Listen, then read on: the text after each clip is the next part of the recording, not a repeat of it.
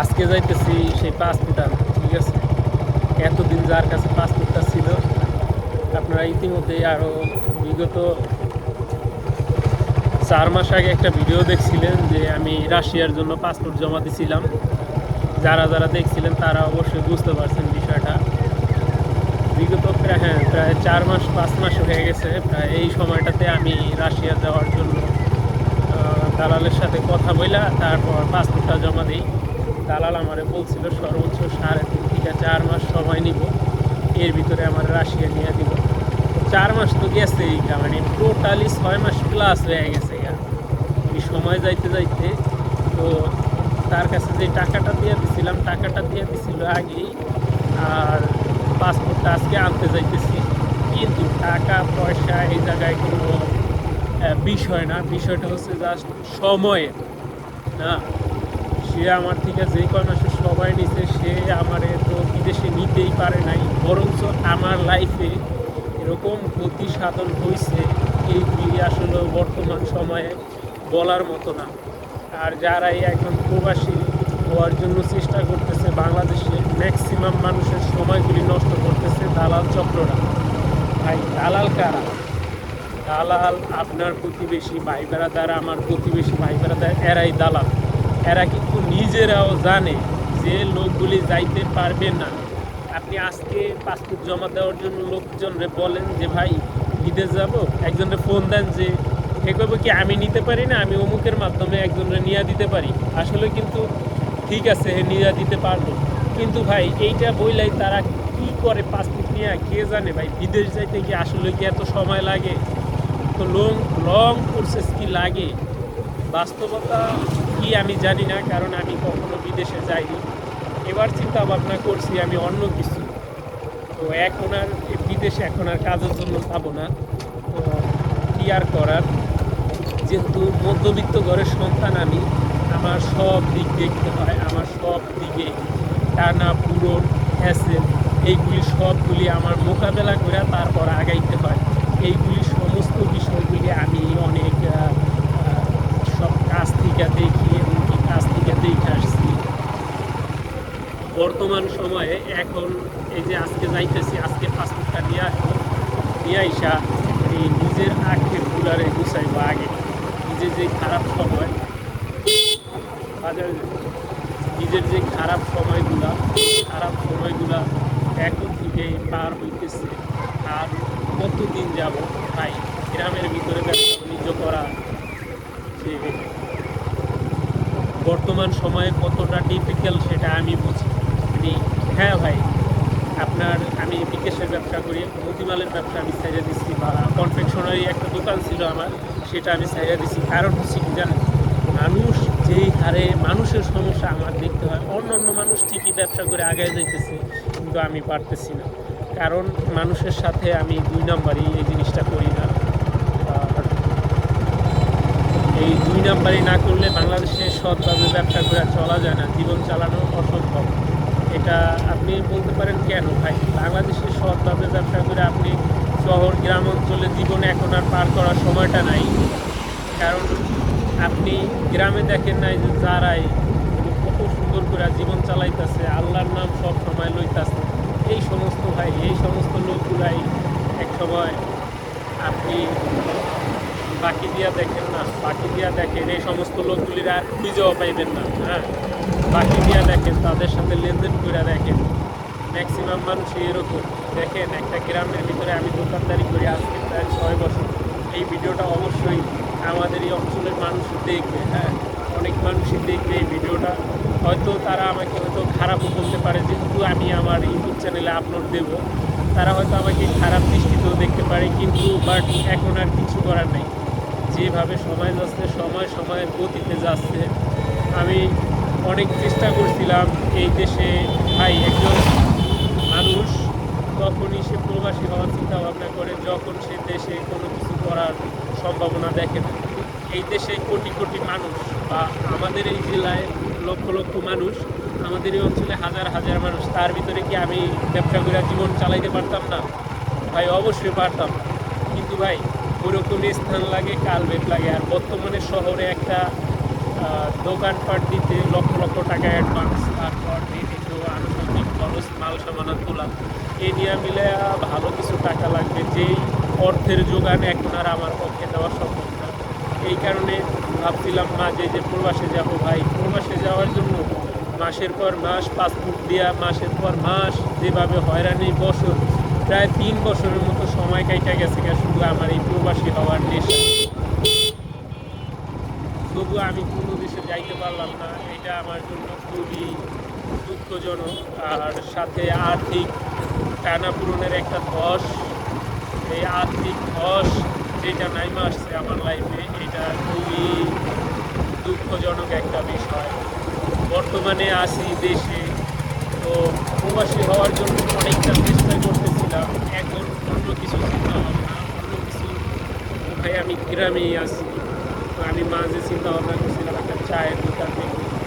তো কাস্টমার, আমাদের এরিয়াতে যে কাস্টমারগুলা এতটা পরিমাণ চালাক, সবাই না, এই কথাটা আমি বারবার বলি, সবাই না, আমাদের এই এরিয়ার কাস্টমারগুলো এত পরিমাণ চালাক, নিজে এত পরিমাণ বুদ্ধিমান মনে করে, ভাই দোকানদারে আপনি কয়দিন ঠকাবেন।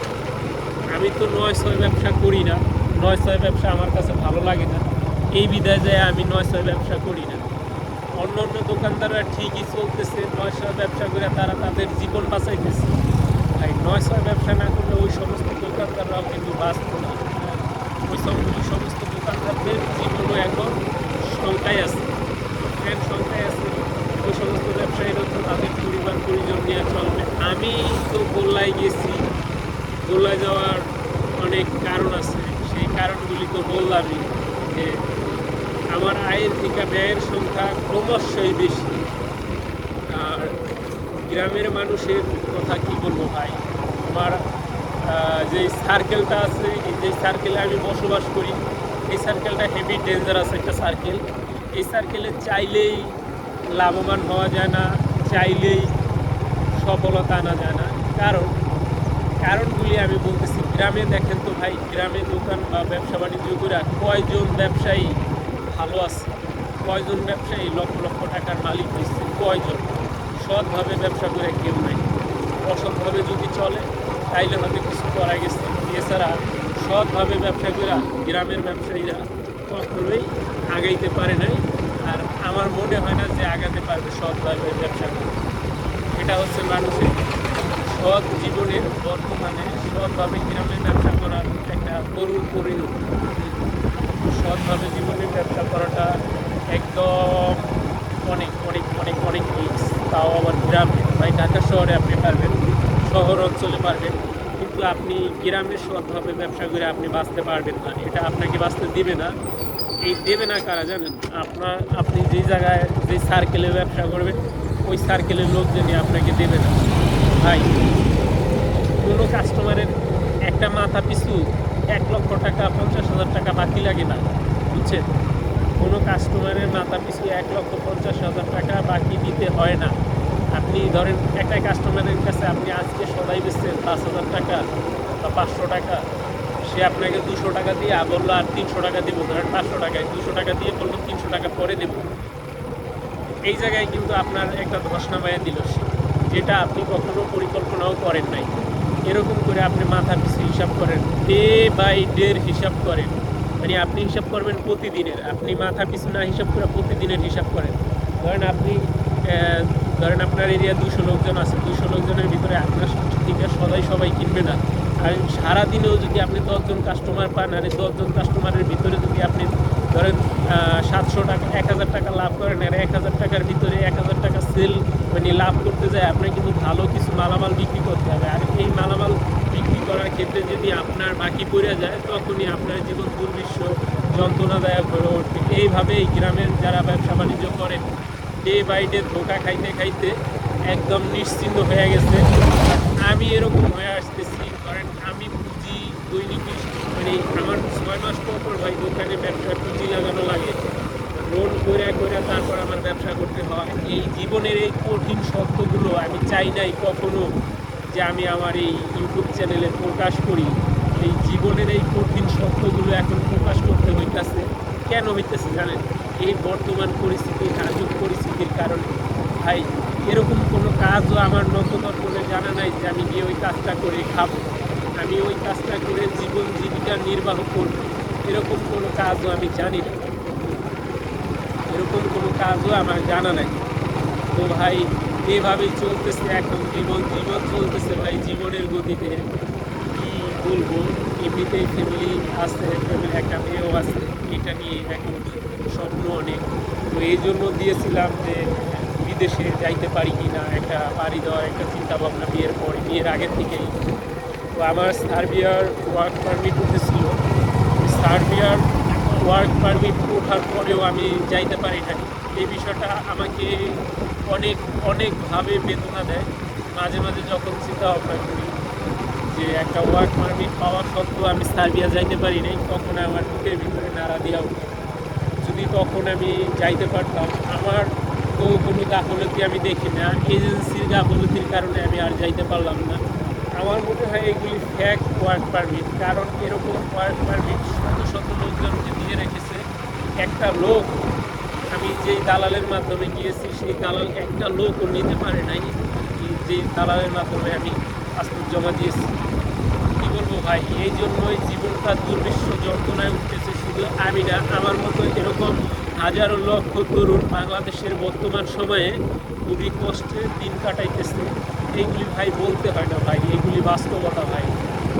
এই অনেক বাস্তবতা আমাদের তরুণরা, আমরা যারা আছি, আমরা মুখ বুঝা তারপর একদম গপ করে গিলতেছি। কোনো শব্দ আমাদের ভিতরে নাই, আমরা কোনো শব্দ করতেছি না।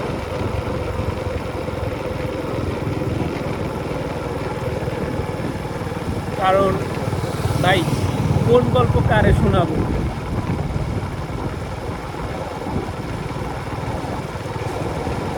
ভাই কোন গল্প কারে শোনাবো, কে হাসি ঠাট্টা করবে? আমাদের মধ্যবিত্ত ছেলেমেয়েদের জীবনটা হচ্ছে নরকের ন্যায়, নরকের ন্যায় এভাবে জীবনটা চলতেছে। কার কাছে গিয়ে কষ্টের কথা বলবো, কে হাসি ঠাট্টা তামাশা করবে? এজন্য আমার ধীরে ধীরে আমার ফ্রেন্ড সার্কেল খুব কমে গেছে। আমার ফ্রেন্ড সার্কেল এখন নাই বললেই চলে। আমার হাতে গোনা কয়েকজন লোকের সাথে আমার পরিচয়, আমি কোনো নতুন ফ্রেন্ড সার্কেল যোগও করি না। আমি অনলাইনে আইসা সব সময় পার করি। আমি ইউটিউবে কাজ করি, ফেসবুকে কাজ করতাম আগে, ফেসবুকটা প্রায় স্লো করে দেওয়া হয়েছে, ফেসবুকে এখন আর কাজ করি না। তো আমি এখন ইউটিউবে কাজ করি। তো এইভাবেই চলতেছে আমার একের পরে এক সময়। আর পার করছি এক নিদারুণ কষ্টের জীবন। ফ্যামিলিকেও বলতে পারি না, কাউকেও বলা যায় না। হ্যাঁ, যে জীবন মানে কি, জীবন মানে কি ঘুরো ফেরো টোটো করো, এটাই কি জীবন? না, জীবন মানে অনেক কিছু যেটা আমরা কখনো কল্পনাও করি না। আমার লাইফে আমি কখনো কখনো ভাবি নাই যে আমার জীবনে এরকম সময়গুলি আমি পার করব। যাই হোক, হয়ে গেছে, অনেক কথা বললাম এতক্ষণ যাবৎ, আমার কথাগুলি আপনারা শুনতেছেন। ভাই একটা কথা কি জানেন, এরকম বিভিন্ন সমস্যার কারণেই আমাদের মতো তরুণরা বিভিন্ন আত্মঘাতী সিদ্ধান্ত নেয়, যার ফলে এই আত্মঘাতিক সিদ্ধান্তের ফলে অনেক মানুষের জীবন নষ্ট হয়ে যায়, তারা তাদের নিজের জীবন করে দেয়।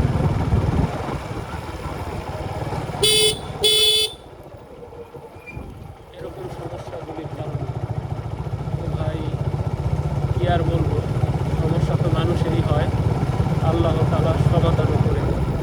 সবাই আমার জন্য দোয়া করবেন, আর এই ভিডিওটা এতক্ষণ যাবৎ দেখার জন্য আপনাদের সকলকে ধন্যবাদ জানাই। আর আমার আরেকটা ইউটিউব চ্যানেল আছে, অল টাইম ব্লগ 2025। তো সেই চ্যানেলটা সবাই যদি সুযোগ পান তাহলে একটু ঘুরে আসবেন। আর আমি চলে আসছি দালালের বাড়িতে, যে ওই জায়গা থেকে যার কাছে আমি বই জমা দিচ্ছি তার কাছে। তো এখন দেখা যাক, তার একটা ফোন দিই কাকারে, কাকা কি আছে কি না বাসায়।